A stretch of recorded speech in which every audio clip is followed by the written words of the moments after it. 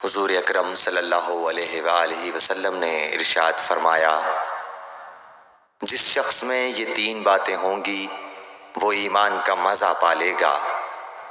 ایک یہ کہ وہ شخص جسے اللہ اور اس کا رسول ان کے ماں سوا سے زیادہ عزیز ہوں، اور دوسرے یہ کہ جو کسی بندے سے محض اللہ ہی کے لیے محبت کرے، اور تیسری بات یہ کہ جسے اللہ نے کفر سے نجات دی ہو، پھر دوبارہ کفر اختیار کرنے کو وہ ایسا برا سمجھے جیسا آگ میں گر جانے کو برا جانتا ہے۔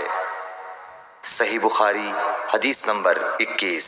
نبی کریم صلی اللہ علیہ وآلہ وسلم نے فرمایا، تین خصلتیں ایسی ہیں کہ جس میں یہ پیدا ہو جائیں اس نے ایمان کی مٹھاس کو پا لیا۔ اول یہ کہ اللہ اور اس کا رسول اس کے نزدیک سب سے زیادہ محبوب بن جائیں۔ دوسرے یہ کہ وہ کسی انسان سے محض اللہ کی رضا کے لیے محبت رکھے۔ تیسرے یہ کہ وہ کفر میں واپس لوٹنے کو ایسا برا جانے جیسا کہ آگ میں ڈالے جانے کو برا جانتا ہے۔ صحیح بخاری حدیث نمبر 16۔